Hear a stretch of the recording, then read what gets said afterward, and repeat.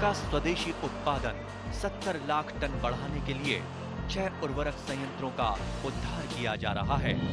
FCIL के गोरखपुर, सिंदरी, तलचर और रामागुंडम संयंत्र, HFCL की बरौनी इकाई और BVFCL की नामरू फोर्थ। सोने पर सुहागा ये है कि देश में अब बनेगा सिर्फ नीम लेपित यूरिया, क्योंकि इससे होगा किसानों का फायदा ही फायदा। अनाज का उत्पादन 10% तक बढ़ेगा। बढ़ेगी 10 से 15% नाइट्रोजन क्षमता।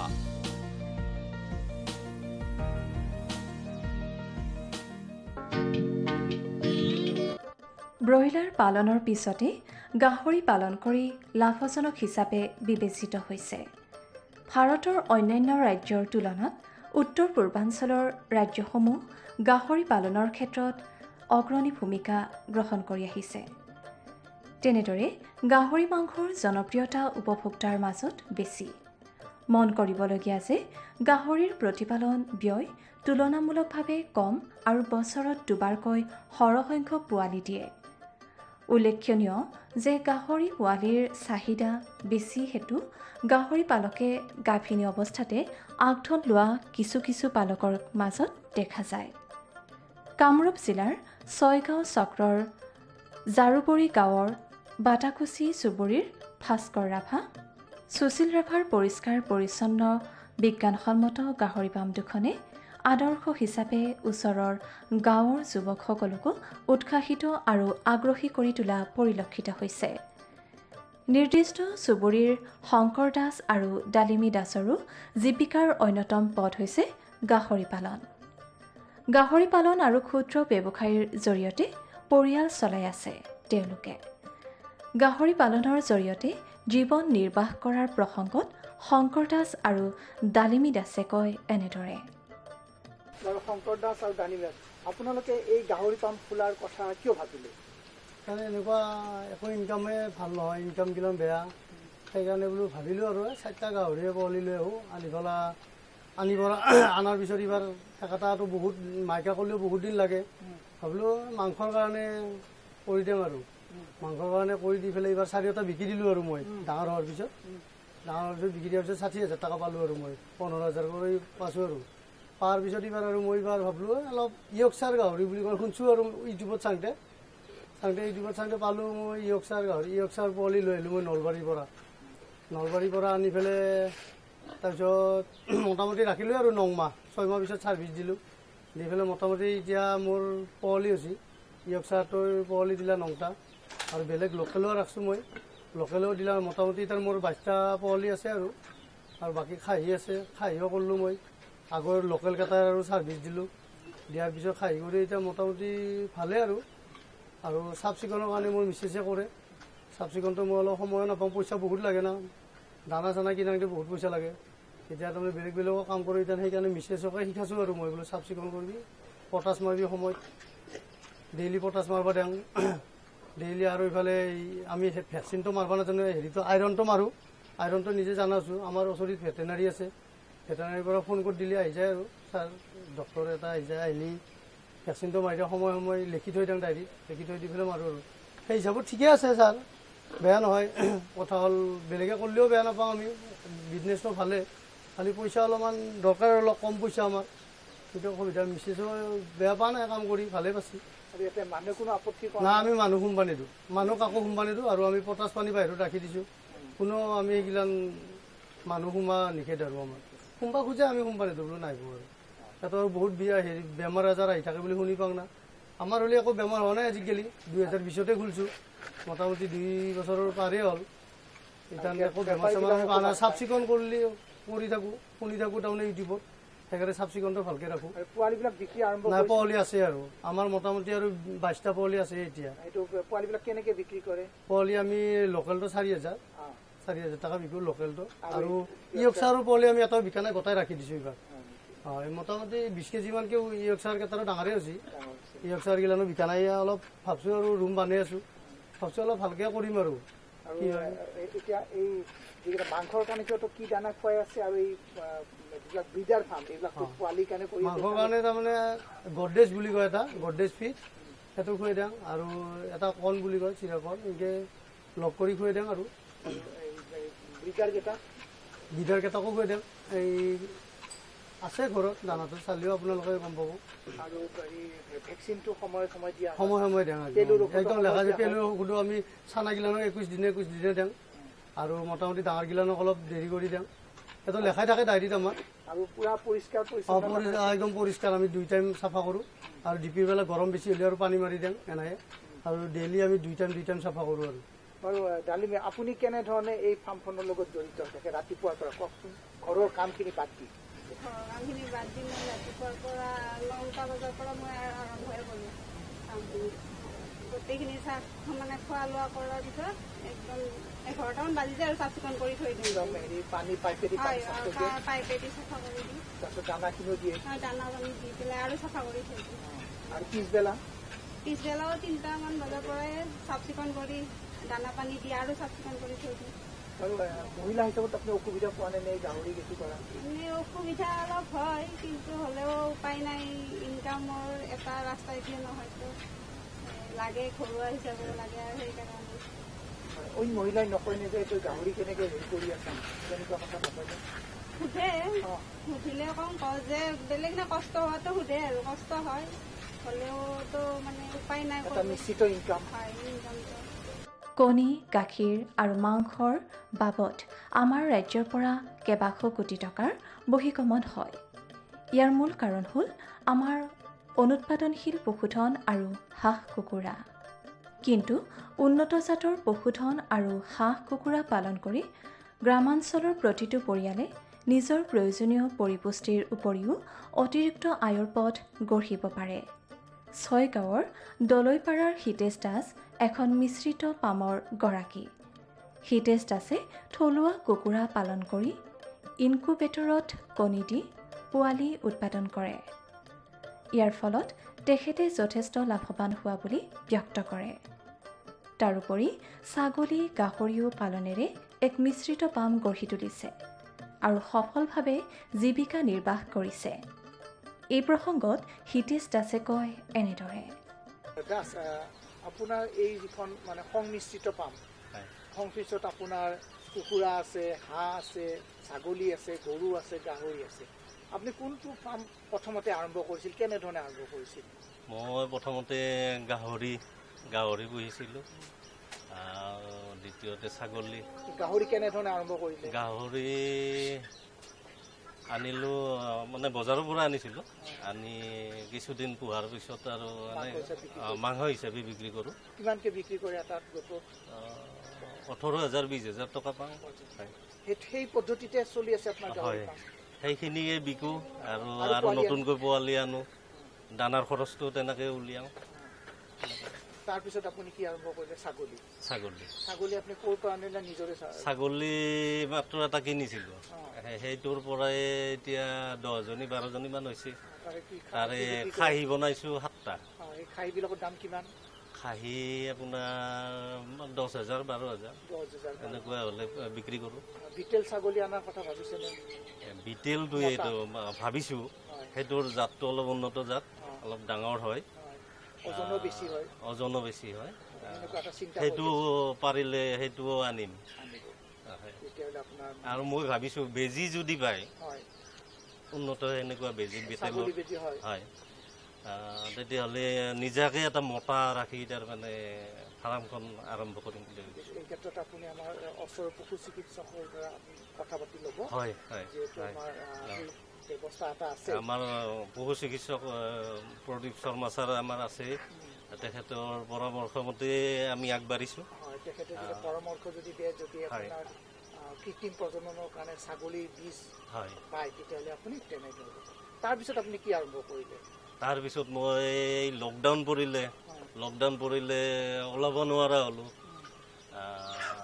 মই আচলতে দোকান কৰিছিলোঁ জাগিৰোডত তাৰ পৰা এই লকডাউনতে মানে মাৰ্কেটো ঠিক নহয় 10টা বা 12টা বজাতে বন্ধ কৰিব লাগে দোকানবিলাক এনে ঘৰ ভাড়া লাইনৰ বিল এইবিলাক দি থাকিব লাগে সেইকাৰণে সেইটো বাদ দি ঘৰত আহিলোঁ ঘৰত আহি ভাবিলোঁ কি কৰিম এই মোবাইল চাওঁতে ইউটিউবত মানে এই মুৰ্গীৰ হেৰিবিলাক দেখিলোঁ আৰু এই জামালুদ্দিন বুলি এজন আছে আৰু NB চেনেল বুলি এটা চেনেলত ইনকুবেটৰ মেচিন কেনেকৈ বনায়, কি কি সামগ্ৰী লাগে, এনে ধৰণৰ বস্তুবিলাক তাৰমানে চালোঁ। চাই নিজে সংগ্ৰহ কৰি নিজে এটা ইনকুবেটৰ মেচিন বনাব কেনেকৈ পাৰি, কানেকশ্যনবিলাক কেনেকৈ কৰিব লাগে, এইবিলাক মানে চালোঁ আৰু ইউটিউব চাই নিজে এটা বনালোঁ। বনাই এতিয়া দুটাই কৰিলোঁ। দুটা কৰিলে ইয়াৰ কেপাচিটি 100টা। কি কি তাতে সামগ্ৰী আছে আপোনাৰ এই ইনকিউবেটৰটোত? ইনকিউবেটৰটোত এটা এই কণ্ট্ৰলাৰ এখন চাৰ্কিট থাকে, তাৰপিছত আৰু ফেন থাকে, তাৰপিছত বাল্ব থাকে। বাল্বটো 60 পাৱাৰ লগাইছোঁ, দুটা দিছোঁ। ইয়াতে দেখাই পাব, ইয়াতে দুটা বাল্ব লগাইছোঁ। হোল্ডাৰ লাগে দুটা, তাৰপিছত এডাপ্টাৰ লাগে এটা, প্লাগ লাগে। পানীটো মাত্ৰ আপুনি সলনি কৰি থাকে? পানীটো মানে কুহুমীয়া গৰম পানী, যিটো নিম গৰম পানী, সেই গৰম মানে পানীটো ব্যৱহাৰ কৰি থাকে। ঠাণ্ডা পানীটো নকৰে? ঠাণ্ডা পানী নকৰে। আৰু আপুনি কেতিয়া বদলাই সলনি কৰি থাকে এইটো উল্টা পাল্টাটো? এইটো ৰাতিপুৱা ধৰক 7টামান বজাত হেৰি কৰিলোঁ, এবাৰ উল্টাই দিলোঁ, আৰু গধূলি 7টামান বজাত। অৰ্থাৎ দিনটোত আপুনি দুবাৰ দিম। অৰ্থাৎ পোৱালি ফুকা 21 দিনতে আৰম্ভ হয়? 21 দিন। 19 দিন মানৰ পৰাই আৰম্ভ হয়। তাৰপিছত আপুনি কি কৰে? ফুকুৱা সম্পূৰ্ণ হোৱাৰ পিছত? ফুকুৱা হোৱাৰ পিছত মানে এইটো মেচিনত ধৰক মানে ফুকালে, ইয়াৰ পৰা আনি এইটো হিট কৰি থৈ দিওঁ আগতে, তাৰে হিটটো যাতে ইয়াতে পায়।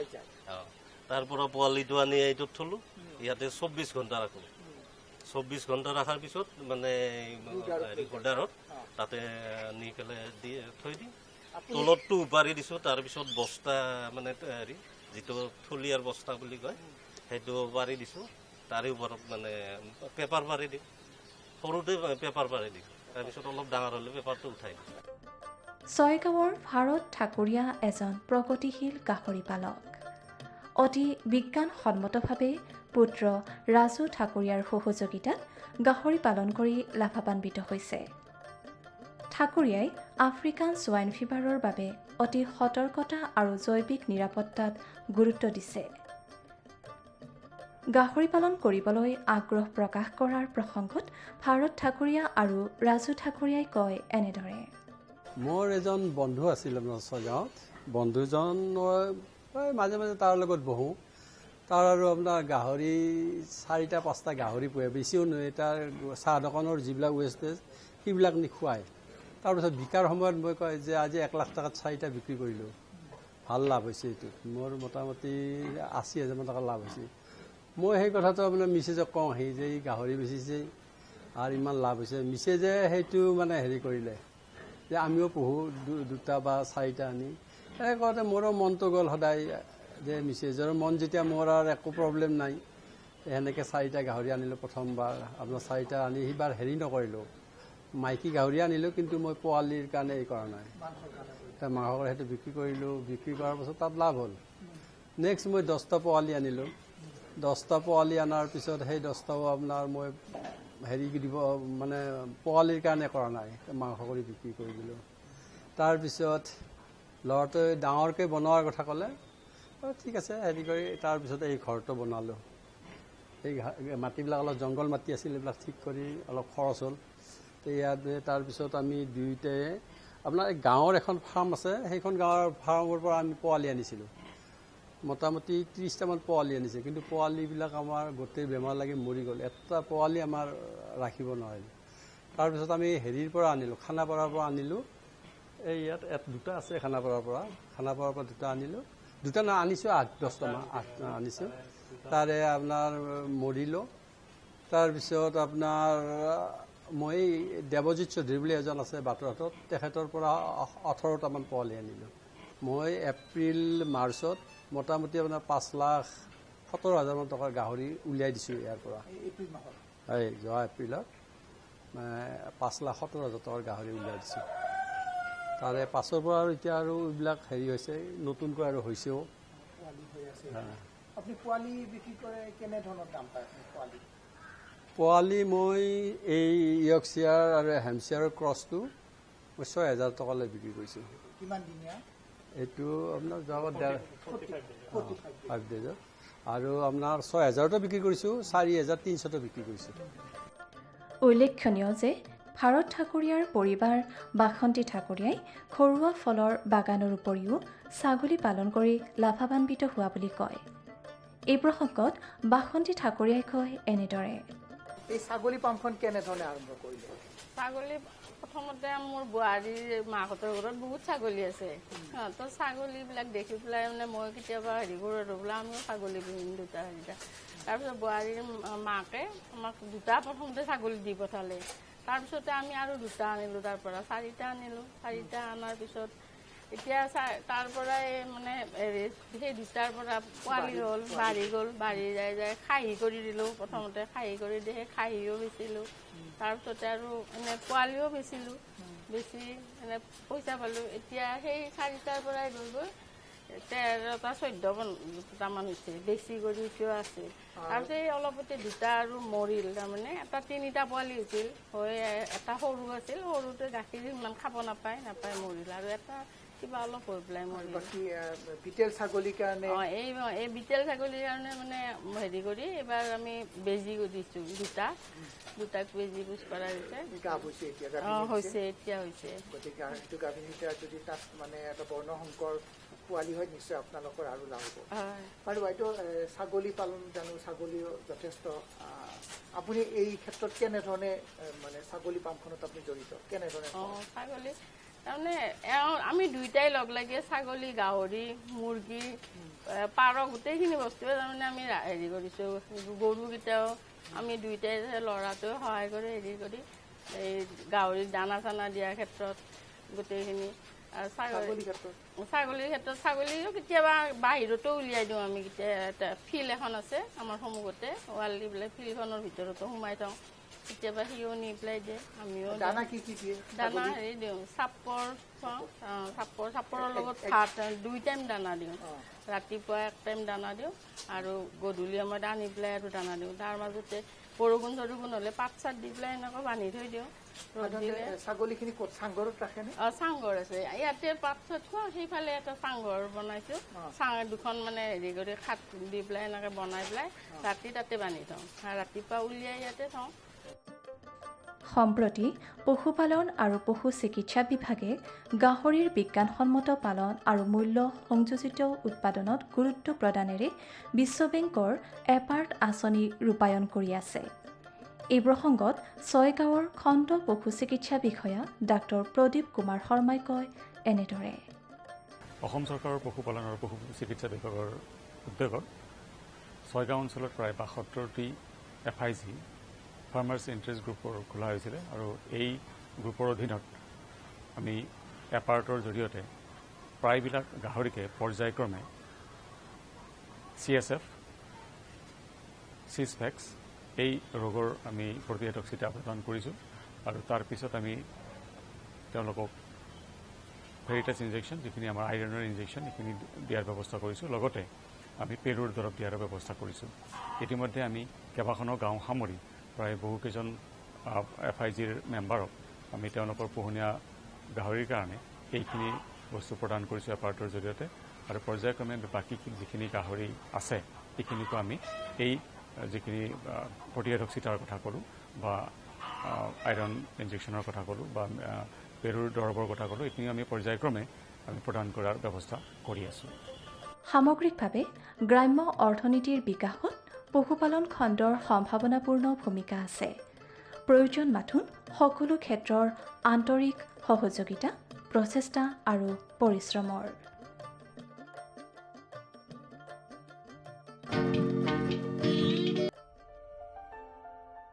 ভাৰত চৰকাৰৰ প্ৰতিটো প্ৰয়াস কৃষকৰ প্ৰগতিত দি আছে এটা নতুন বিশ্বাস। দেশৰ কৃষকসকলৰ প্ৰতি সমৰ্পিত ভাৰত চৰকাৰে বিশেষকৈ উত্তৰ পূৰ্বাঞ্চল আৰু আন্দামান নিকোবৰ দ্বীপপুঞ্জৰ কৃষি অঞ্চলৰ বিকাশৰ বাবে নতুন প্ৰগতিশীল পদক্ষেপ লৈছে, যাৰ দ্বাৰা কৃষকসকলে দ্ৰুত গতিত উন্নতি কৰি আছে। কৃষি অঞ্চলৰ বিকাশৰ গতি অব্যাহত ৰাখি মাননীয় প্ৰধানমন্ত্ৰী শ্ৰী নৰেন্দ্ৰ মোদী ডাঙৰীয়াৰ নেতৃত্বত ভাৰত চৰকাৰে এক দূৰদৰ্শী নিৰ্ণয় লৈ দেশত ৰাষ্ট্ৰীয় খাদ্য তেল মিছন অইল পামৰ আৰম্ভণি কৰিছে, যাৰ দ্বাৰা উত্তৰ পূৰ্বাঞ্চলৰ ৰাজ্যসমূহ আৰু আন্দামান নিকোবৰ দ্বীপপুঞ্জৰ কৃষকসকলৰ বিশেষ লাভ হ'ব। পুঁজিৰ বিনিয়োগত বৃদ্ধি পাব, খোৱা তেলৰ আমদানিৰ ওপৰত নিৰ্ভৰ কৰাটো কম হ'ব আৰু ৰোজগাৰৰ সুবিধা সৃষ্টি হ'ব। খোৱা তেলত আত্মনিৰ্ভৰশীলতাৰ বাবে এতিয়া ৰাষ্ট্ৰীয় খাদ্য তেল মিছন অইল পামৰ সংকল্প লোৱা হৈছে। নৰ্থ ইষ্ট আৰু আন্দামান নিকোবৰ দ্বীপপুঞ্জ এনেকুৱা অঞ্চল য'ত সহজে পামৰ খেতি কৰিব পৰা যায়। পাম অইলৰ উৎপাদন হ'ব পাৰে। এই মিছনৰ অধীনত অইল পামৰ অঞ্চল আৰু উৎপাদন বঢ়োৱাত জোৰ দিয়াৰ বাবে চৰকাৰে 11,000 কোটি টকাৰো অধিক সাহায্য ৰাখি নিৰ্ধাৰিত কৰিছে। মিছনৰ অধীনত চৰকাৰে অইল পামৰ খেতিৰ বাবে ৰোপণ আদিৰ সহায়ত বৃদ্ধি ঘটাই পূৰ্বতে পাবলগীয়া প্ৰতি হেক্টৰত 12,000 টকাৰ পৰা বঢ়াই প্ৰতি হেক্টৰত 29,000 টকা কৰি দিছে।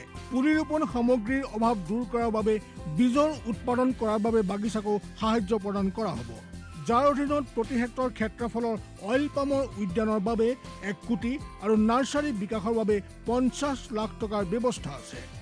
30 বছৰীয়া পুৰণা বাগিচাৰ পুনৰুদ্ধাৰৰ বাবে প্ৰতি পুলিত 250 টকাৰ এককালীন অনুদান দিয়া হ'ব।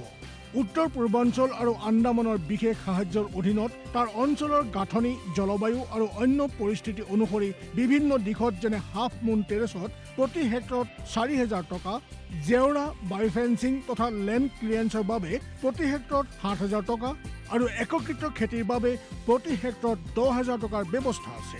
প্ৰাৰম্ভিক 4 বছৰৰ সময়ত ৰক্ষণাবেক্ষণ আৰু অন্তৰ ফচলৰ বাবে প্ৰতি হেক্টৰত 50,000 টকাৰ ব্যৱস্থা আছে।